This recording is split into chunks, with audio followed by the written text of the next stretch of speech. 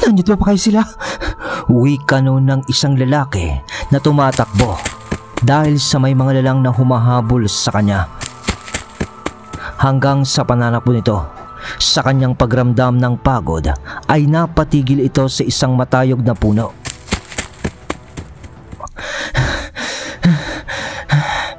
Paano to? Malayo pang sa amin. Wika noon ng lalaki ng pabulong ng paghangos nang biglang napunit na lang ang dibdib ng lalaki sa isang kisap mata. At sabi pa nung lalang na may gawa nun sa kanya ay, "Akala ko ba malakas kayo na mga Gabriliano?" Ang kasalukuyang taon ay ika-19 na siglo, Negros Oriental. Tawagin na lang natin ang lugar na San Felipe, kung saan nanggaling ang kwento. At ang inyong narinig kanina sa intro ay parte lang ng nagaganap na digmaan mula sa mga lahi ng albularyo na tinatawag nilang mga Gabriliano. At ang lalang na pumaslang sa lalaki na yon ay ang tinatawag naman nilang mga Ilagob, mga makalumang lahi ng aswang na nabuhay nga sa siglo na ito. Sa mga panahong ito, sa mga ordinaryong tao sa San Felipe, ay pangkaraniwan lang sa kanila ang makasagap noon ng balita na may namatay na naman na Gabriliano o isang Ilagob, sapagkat alam na nila noon ang nagaganap na digmaan sa dalawang magkasalungat na lahi na ito, kung saan may sarili-sarili silang prinsipyo at paniniwala na ipinaglalaban. At dito na papasok sa eksena ang ating bida, si Ka Adoner, ang ama ng namatay na binata sa kwento natin kanina. Si Ka Adoner ay kilala sa kanilang lugar bilang isang sakada. Sa mga hindi nakakaalam, ang sakada ay terminong tumutukoy sa mga manggagawang bukid na kumikilos bilang seasonal workers sa mga taniman ng tubo. Karaniwan silang kinukuha tuwing panahon ng anihan o taniman na ng tubo. Marami sa kanila ang nagmumula sa iba't ibang lugar at lumilipat ng Negros upang magtrabaho sa mga malalaking asyenda. Ngunit yun ay isang bahagi lamang ng pamumuhay ni Ka Adoner, dahil bukod dito ay ginaganap din niya ang tungkulin ng pagiging pinuno o leader ng grupo o lahi ng mga albularyo. At sa bayan ng San Felipe ay kalat-kalat sila sa magkakaibang baryo. Pero sa tuwing may pagpupulong naman sa grupo, dito mo makikita ang pagkakaisa ng lahi nila, sapagkat lahat ng Gabriliano ay sumusunod o nakikidalo sa tuwing may patawag na pagpupulong ng mga ito. At sa pagkamatay nga ng anak ni Ka Adoner, nangyari nga ang pagpupulong na ito. Mga ginigiliw kong kasama at ng iba pang miyembro ng ating lahi, magandang gabi sa inyong lahat. Siguro ay umabot na rin sa mga ilan sa inyo ang pagkamatay ng aking anak na si Adoy. At bilang ama, alam nyo kung gaano kabigat na dagok o sama ng loob ang aking nararamdaman sa pagkamatay nito. Pero uunahan ko na kayo sa inyong magiging akala sa pagpupulong na ito, dahil hindi ko naman kayo pinatawag dito upang sa gayoy akayin kayo na makipaglaban sa mga Ilagob upang ipaghiganti lamang ang aking anak, sapagkat magkaiba ang layunin ng paghirang nyo sa akin bilang isang leader ng lahi natin o ng grupong ito, at ang layunin ng aking pagiging ama. Anong ibig nyong sabihin, Pinunong Adoner? Ani Fermin. Oo, Fermin. Kayong lahat, ang nais ko lamang sanang mangyari ay magkaroon ng katahimikan ang bayan na ito para makabalik na tayo sa sarili-sarili nating normal na buhay bilang magsasaka, mangingisda, o di kaya naman ay maging isang sakada na kagaya ko at kagaya rin ng yumao kong anak. At makakamit lang natin ang kalayaan na yon kung maitatabo yung magagawa na nating lipulin ng mga angkan ng Ilagob na umiiral dito sa ating bayan. At gusto ko lang malaman nyo na hindi ito personal na paghihigante para sa aking anak, kundi sa adhikain para sa katahimikan nating lahat, kasama na ng ating pamilya. Talumpati noon ni Adoner sa mga kasamahan nito. Walang problema ka, Adoner. Gagawin namin ang lahat para makatulong sa iyo. Komento naman ni Ariston na isa sa malalakas na antingero o albularyo sa grupo. Ngunit nung uumpisan pa lang sana ang paglalatag ni Ka Adoner ng plano. Ano? Sigaw ng isa doon sa gitna ng mga albularyo na nakikipulong sapagkat may nambato na lang bigla ng binalatang langka. Anong ibig sabihin nito? Reaksyon ng isa pang albularyo dahil kung hindi nyo nalalaman, isa sa mga kahinaan ng mga antingero o albularyo ay ang bunga ng langka na nabuksan na may kasama ring orasyon siyempre. Pero hilaw dapat ang langka na ito. Sinasabi kasing ang hilaw na langka ay may amoy at enerhiya na hindi matanggap ng mga mahiwagang bagay tulad ng anting-anting. Kapag itinapon mo ito o inilapit sa isang antingero o albularyo, pansamantalang nawawala ang bisa ng kanyang anting-anting. Nang napaatras ang iba pa sa pagbagsak ng langkang iyon, kasi ay kumalat yon. Pero sunod dito ay ang pagsaboy naman ng bigas sa kabuuan ng pinagpupulungan nila.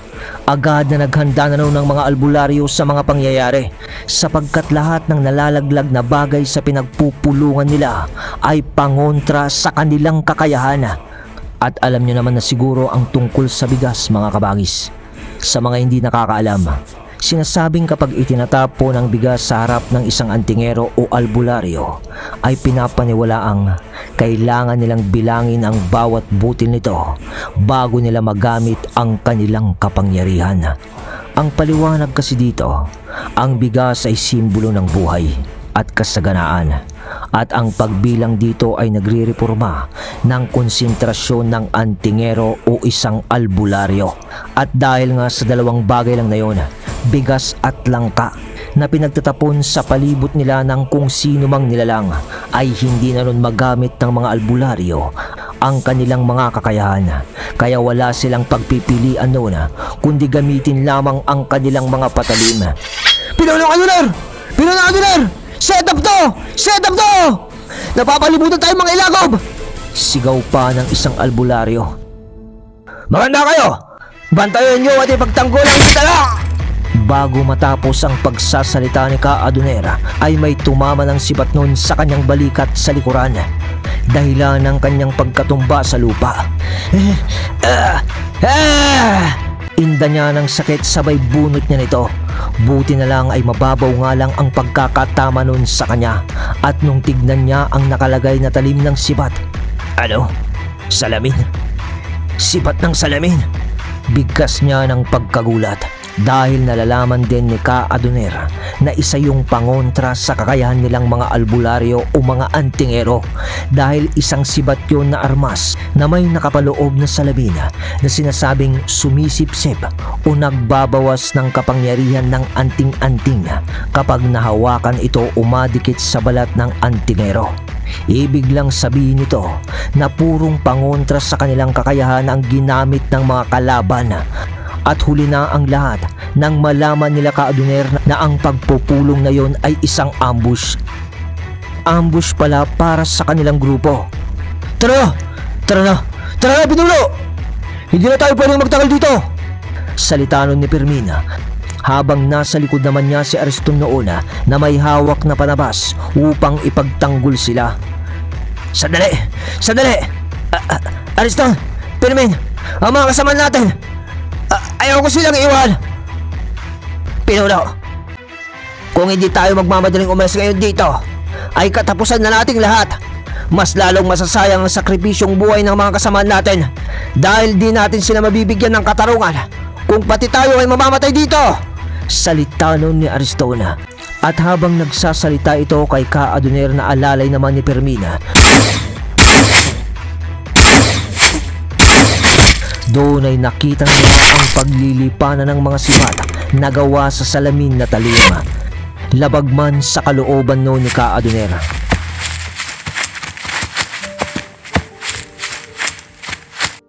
Silang tatlo ay mangilid-ngilid na noon ang luha na tumakbo sa kaguluhan. kasabay nun ang pagkamatay ng kanilang mga kasamahan na mga albularyo na walang kalaban-laban.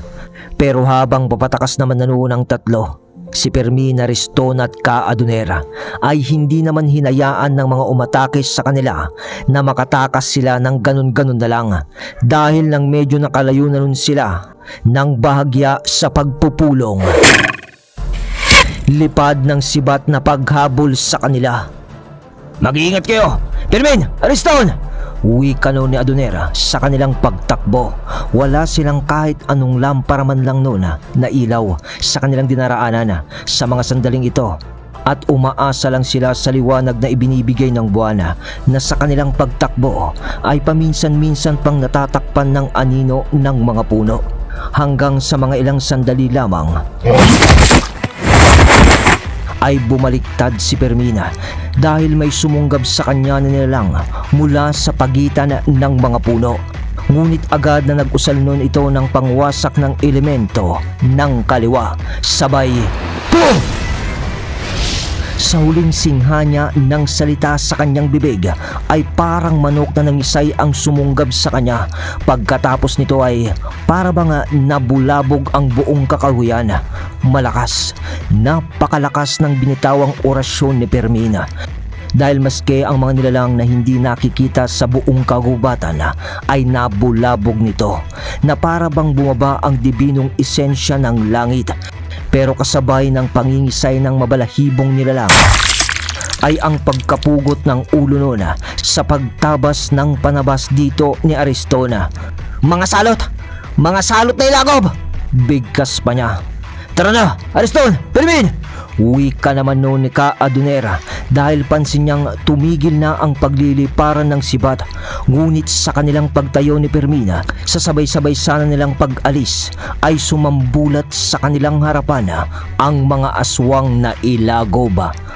At nasaan nyo ang mga ito ng kanilang pagiging aswang, dahil ang mga ilagob ay nagbabagong anyo sa isang halimaw na may matutulis na kuko at malaalambreng buhok. At ang balat nila ay tila yari sa makapal na ugat ng puno o balat ng puno. Ngunit hindi man lang nasindakno ng tatlo, sapagkat malaking pagkakamali ang ginawa niyong pagsalubong sa amin, mga ilagob! Pre! Salita ni Adunera, kasabay ng mga bigkas nito ng mga orasyon ng pabulong sa kanyang tabi. Pagkatapos nun ay, wala na dito ang mga bigas at bunga ng langka na isinabo nyo, mga ignorante! Kasabay ng tunog ng mga kabayo ng pagtakbo, at bigla na lamang lumitaw iyon sa kakahuyan. At inararong pagtabas at pagdaan ng mga yun sa mga ilagob na nakaharang sa kanilang daraanan, sapagkat ang mga kabayong yun ay may lulan ng mga lalang na nakabaluti ng parang mga sinaunang mandirigma, at may mga espada na siyang pumatay sa mga ilagob ng mabilisan, at pagkatapos nila yung gawin ay napukaw din lang ang mga ito ng unti-unti sa kakahuyan. At bago pa man malaman ng mga ilagob kung sino ang mga nilalang na pumatay sa kanila, ay patay na sila, sapagkat di nila nalalaman na ginamit ni Ka-Adunera ang summoning spell nito, o ang tinatawag nilang pagsusumon, isa sa katangi-tanging kakayahan ni Ka-Adunera bilang pinuno ng mga Gabrielianong albularyo. At mula sa oras na yun ay nakatakas na nga ang tatlo, si Fermin, si Ariston at si Ka-Adunera, sa patibong o ambush ng mga kalaban nilang aswang. Samantala, habang nakalayo na nga sina Adunera, sa pinangyarihan naman tayo ng pagpupulong, sapagkat Nasaan? Nasaan ang pinuno nilang si Adunera? Wika nun ng isang ilagob na parang siyang pinakapinuno nila, habang nasa gitna ito ng mga bangkay ng mga albularyong napatay nila. Ngunit di nila mahagilap sa mga bangkay na ito si Ka-Adunera. Mga tanga! Ba't nyo pinatakas ang pinuno nila? Mas lalong hindi tayo matatahimik sa ating mga hangarin hanggat nabubuhay ang lalaking yon! Wika ng galit at sermon ng pinuno ng mga ilagob.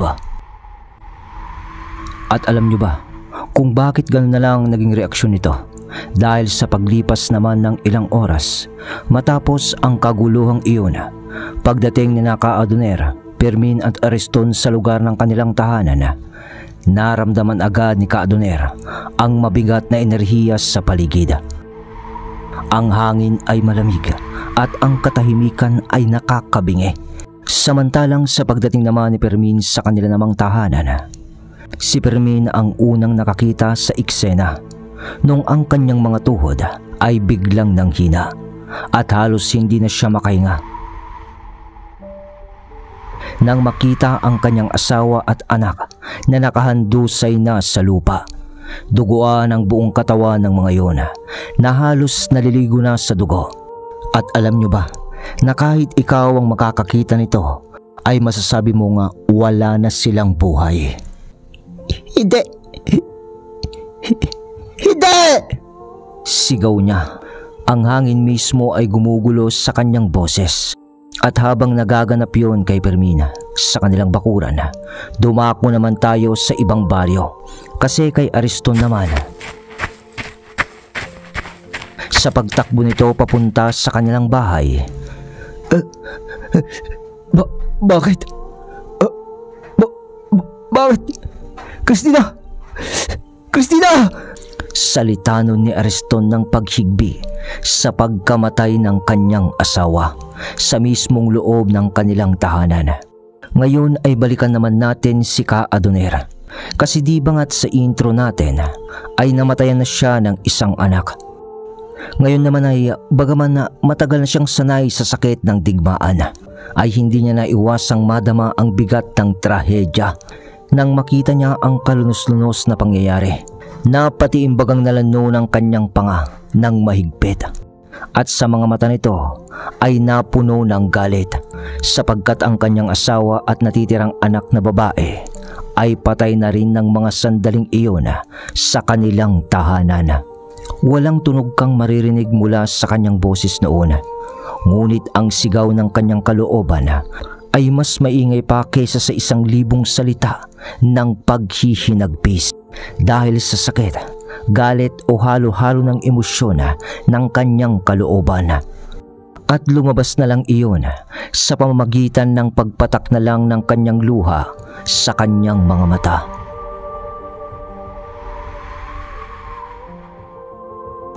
At yun na nga ang dahilan kung bakit galit na galit ang pinuno ng mga Ilagob na hindi nila napatay si Ka-Adunera, sapagkat siya rin ang may pakana o may gawa ng pagkamatay ng pamilya ng tatlo.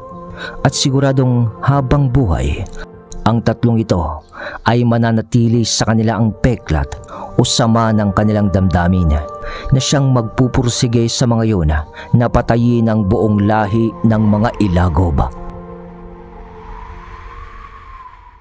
Kaya nga't dumaan naman noon ang 1 linggo.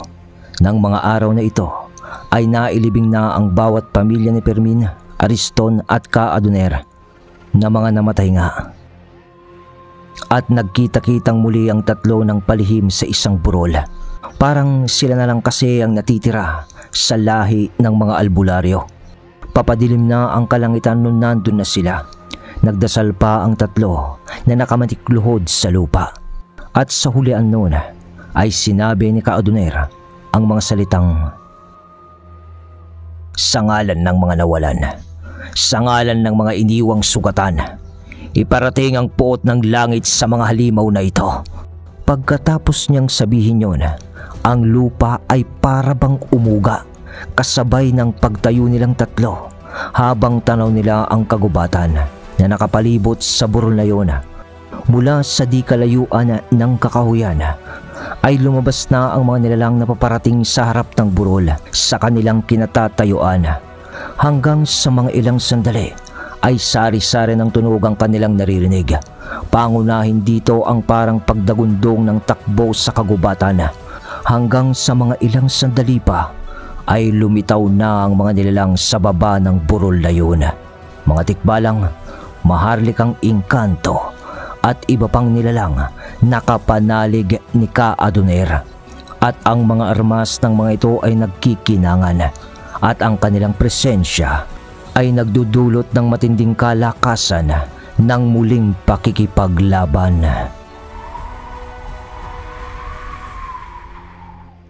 Pagkatapos ng pagkikitang yun ng tatlo, ang natitirang mga Gabrieliano ay nianino ng mga ito ay hindi na nakita ng mga taga San Felipe sa loob ng 1 taon na yun.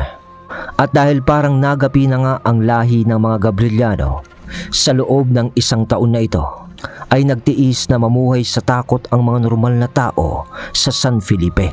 Dahil sa pagkawala nga ng lahi ng mga Gabrieliano, ay naging malaya na ang mga lalang sa dilim na gawin ang mga karumaldumal na bagay sa bayang ito. Hanggang sa isang gabi, habang sarado na ang mga bahay sa San Felipe dahil nga sa pagbalot ng takot sa bayan. Paambun-ambun pa noon, mainit noon ang singaw ng kalsada dahil panahon din ito ng tag-init. Ngunit sa di inaasang pagkakataon nga sa mga taga San Felipe ay dinalaw sila ng pag-ambon ng gabing iyon.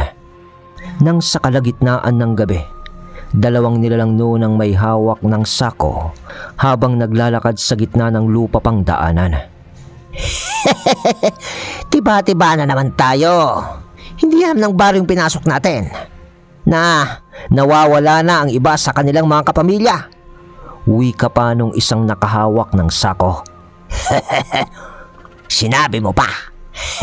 Tiyak na matutuwa na naman ang pinuno natin dahil sa magaganap na fiesta o piging ay may dagdag na naman tayo sa ating handaang gaganapin. Tugon naman nung isa na tuwang-tuwa nang natigilan ang mga yon dahil sa... Hoy! Mga aswang! Ibaba nyo yung sakong yan! Nagulat noon ng 2 lalaki sa paglitaw ng isang lalaki ring nakatalukbong na may kapang parang lumang-luma na. At sino ka naman? Hangal! Di mo kami kilala! Ba't ka humahambalang sa amin? Hindi na natuloy na salita ng lalaki dahil sa gumulong na sa kalsada ang ulo nito at kasabay ng pagkatumba ng katawan niya ay ang paglaglag na rin ng sakong dala niya. Sino ka? Hiyaw nung isa naman bago pa siya makapagtanong dahil may pumulot sa kanyang isang higanting nilalang na siyang pumisat sa buong katawan nito. Sabay binuklat ng isang lalaki ang isang sakong malaki na hawak ng 2 namatay na lalaki. Buhay pang mga ito. Siguro ay may ipinaamoy lang ang 2 hangal na ilagob na to upang sila'y manatiling tulog. Wika ni Ka Adoner. Oo nga. Tugon naman ni Fermina pagkabukas nito sa sako. Kung gayon, dumating tayo sa tamang oras. Buti na lang. Komento naman ni Ariston.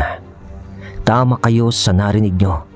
Pagkatapos ng 1 taon na nawala ang 3 Gabrieliano, ay eto na nga ang gabi ng pagbabalik nila sa bayan ng San Felipe.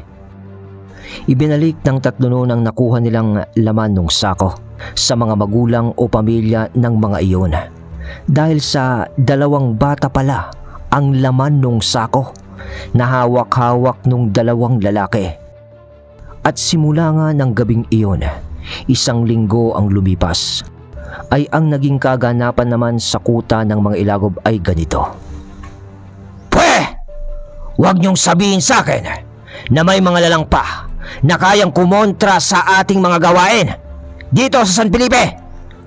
Pero, Pinunong Hagir, paano natin may papaliwanag ang pagkawala o pagkamatay na lang ng iba nating kauri kung wala kang nakakahadlang sa atin? Tanga ka pala eh. Dapat, yun ang inaalam nyo. Kung sino yun?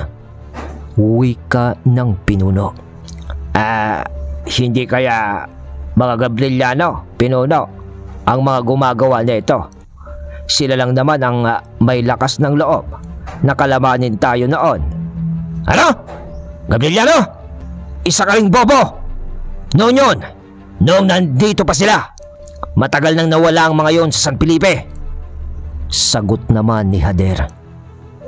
Pero, pinuno, hindi nga natin napatay noon ang pinuno nilang si Adoner, baka naman bumalik sila. Komento ng isang ilagob. Doon ay natahimik naman si Hader na sinasabing pinuno nga nila at napaisip ito. At doon na natapos ang usapan ng mga ilagob. Ngunit lumipas ulit ang araw ay nagpatuloy sa pagkawala ng paisa-isa ang mga ilagob. Ngunit ganun pa man ay sa kabilugan ng buwan, araw noon ng Biyernes, ay nagdaos ng piging o fiesta ang lahi ng mga ilagob sa gitna ng kagubatang kanilang pinakabaryo. Makinig kayo! Sa tagal ng panahon ng pananatiling buhay ng ating angkan, dapat niyong malaman na wala nang papantay pa sa lakas at kapangyarihan na mayroon tayo bilang mga aswang, at dapat nating ipagdiwang ang walang hanggang buhay na meron tayo hanggat nandyan ang mga ordinaryong tao na pinagkukunan natin ng ating lakas. Kaya ngayon ay inumin nyo ang dami ng dugo na gusto nyo at karne na nais nyong kainin. Maikling talumpati ng pinunong Hader sa mga kauri nito. At doon nga ay nag-umpisa na ang kasiyahan o piging ng mga aswang na ilagob. Ngunit sa isang banda naman ng kagubatan,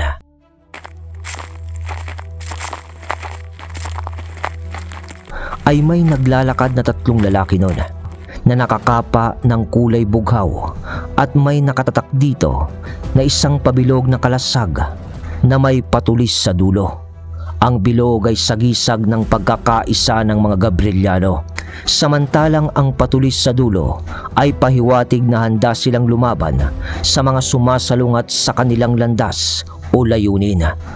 At ang 3 to ay sina Pirmin, Ariston at Ka Adoner. Siguraduhin nyo na wala nang makakatakas ngayon sa lahi nila. Wika pa noon ni Ka Adoner habang naglalakad silang 3. Dahil lingid sa kaalaman ng mga ilagob, ay eto na ang gabi ng paniningila ng mga Gabrieliano. Nang mga ilang sandali pa nga, habang nagaganap ang kasiyahan ng mga aswang, natigilan ang mga ito nung biglang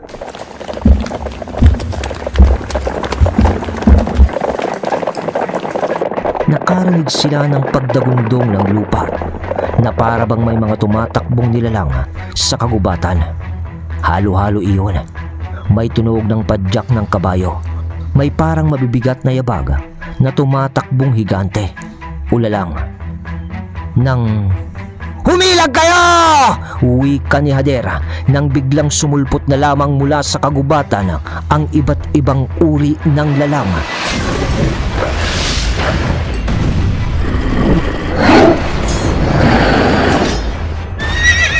May mga kabalyerong nakasakay sa puting kabayo.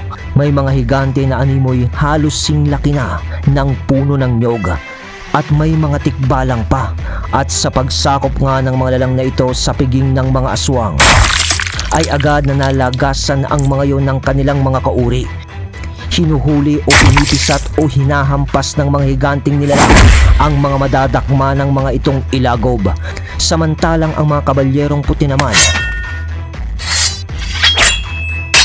sa pagdaan ng mga patalim ng mga yon sa katawan ng mga aswang, ay para bang nahihiwalay na lang ang wisyo o kaluluwa ng mga yon dahil biglang nalulusaw ang katawan ng mga ito at pinagsisisipa naman ng mga tikbalang ang iba sa mga nilalang dito. Anong nangyayari? Sigaw noon ni Hader habang pilit nilang nilalabanan ang mga nilalang ng kagubatan. Atras! Atras! Umatras tayo! Wikang sigaw noon ng pinuno ng mga ilagob. Kaya naman tumakbo na lang kung saan saang direksyon ang mga ilagob noon. Nagkalat sila noon sa kagubatan. Pati ang kanilang pinunong si Hader ay may mga kasama na rin na tumakas. Ngunit lingid sa kanilang kaalaman na eto na ang huling gabi ng kanilang kasiyahan. Sapagkat pagkasunog ng isang ilagob, nang bumunggo o sumabit ito sa parang sapot ng sinulid na nakakabit sa mga pagitan ng punong kanyang nadaanan, dahil di nila alam nga na ang buong paikot ng baryo nila ng mga oras na yon ay napapalibutan o nakapaikot ang maninipis na panali na may selyo ng mga albularyo o mga orasyon na may kasamang ngalan ng banal na Ama na maaaring sumunog sa mga aswang kung madidikit sila dito, at ginawa yon ng 3 Gabriliano. Ibig lang sabihin nito ay ni isa nga sa mga ilagob ay hindi na makakalabas sa malawak na harang ng mga parang sapot ng sinulid sa lugar na iyon, at lingid pa sa kanilang kaalaman. Salubong ni Aristo ng talim ng kanyang panabas sa tumatakbong aswang, dahil nasa loob din ng bitag na ito ang 3 ring Gabriliano. Di alam ng mga ilagob na matagal na panahon na pinaghandaan ng 3 ito, kaya naman tinayak nila na ang gabing ito ay magiging mitsyana ng pagkaubos ng angkan ng mga ilagob. Mga salot na nila lang, wika pa noon ni Aristona pagkatapos nitong mapatay ang isang ilagob, at sa mga sandali pa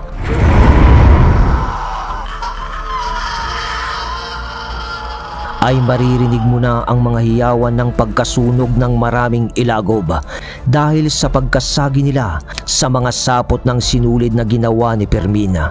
Halos maubos na noon ang buong lipi ng mga ito dahil lang doon, hanggang sa mga ilang sandali pa. Ikaw? Adonir? Salita ni Hader nang makita niyang inaabangan na siya ni Adonera sa daraanan nito.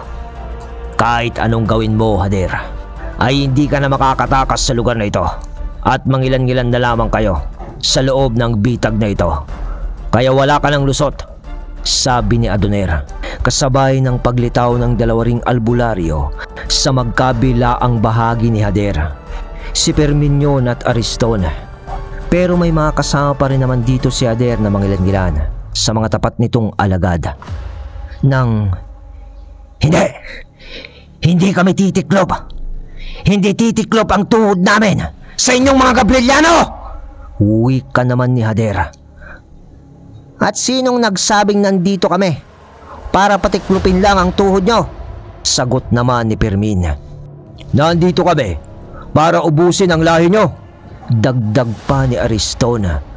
Doon ay biglang nanahimik ang lahat ng ilang segundo, at sa anyo ng mga ilagob bilang aswang na. Biglang kilos ni Ariston ng pag-atake, hawak ang kanyang panabas. Po! Bigkas naman ni Fermina ng paghagis ng tigalpo. Tinamaan niya ang isa doon, sabay hindi na yon nakakilos, kaya agad naman nakagpas ng panabas ni Ariston sa katawan noon, at nang kikilos naman ang iba pang kasama ni Hadera. Pinulo! Hindi kami makagalaw! Wika ng isa doon, nang tsaka na lang nilang napansin na may mga nakakapit na pala sa kanilang mga inkantong gubat na inutusan naman ni Ka Adonera. Sabay wika ni Ka Adonera ng, baliin nyo. Wika niya ng pabulong habang naglalakad papalapit sa mga yon. Kaya naman lahat ng mga kasama ni Hader na ilagob ay nabali ang ulo, at doon ay unti-unting naupod ang katawan ng mga yon. Sa pagkalusaw, sabay tutok na ni Ariston sa lieg ni Hader ng panabas nito, dahil siya na lang noon ang natitira sa mga ilagob. Sinadya kong itinira ka para makita ko ang unti-unti mong pagkamatay at makita mo ang pagkawala ng iyong buong lipi. Wika ni Ka Adonera sa paglapit niya dito. Sabay lumuhod naman na noon si Hader sa lupa habang, Parawawa mo na! Parawawa mo na, Adoner! Pakawalan mo ako! Pakawalan mo ako! At magpapakalayo-layo na ako! Pagsusumamo nito o pagmamakaawa. Nung narinig mo ba ang pagsusumamo ng pamilya namin? Nung pinatay mo sila, ay pinakinggan mo ba sila? Salita naman ni Ariston. Oo nga. Ngayon, kami naman ang manunood ng unti-unti mong pagkamatay. Dagdag pa ni Fermina. Nang sumambit naman na si Ka Adunera ng mga usal at sabi nito ng, "O diwa ng gubat, halika sa dilim, lamunin ang laman ng halimaw na taksil, sa dugo at ugat, sa lupa at hangin, ipamalas ang galit, wasakin ang bangis, Debora, Karnem, Malignam." Bigla na lamang lumabas o tumubo noon ang mga ugat sa lupang kinaluluhuran ni Hader. At sa paglaki ng mga ugat na yun ay kumapit ito sa kanyang katawan na para bang hinahawakan siya ng mga ito. At kasabay ng paglayo ng bahagya ng tatlo ay lumitaw mula sa mga ugat na ito ang isang diwata na maliit lamang. Ngunit may mga pangil ito na siyang unti-unting kumakagat at kinakain ang laman ni Hader.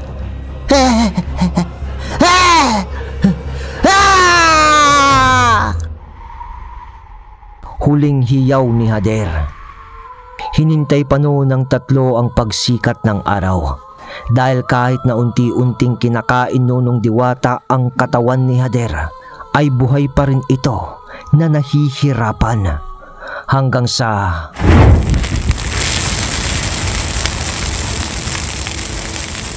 pagkasunog na ng katawan ni Hader dahil sa saktong pagputok na ng liwanag ng araw.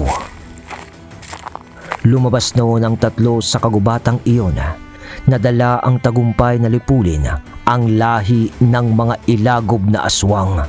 At dito nga ay nagpatuloy na sa payak na pamumuhay ang alamat ng mga Gabrieliano na lahing albularyo.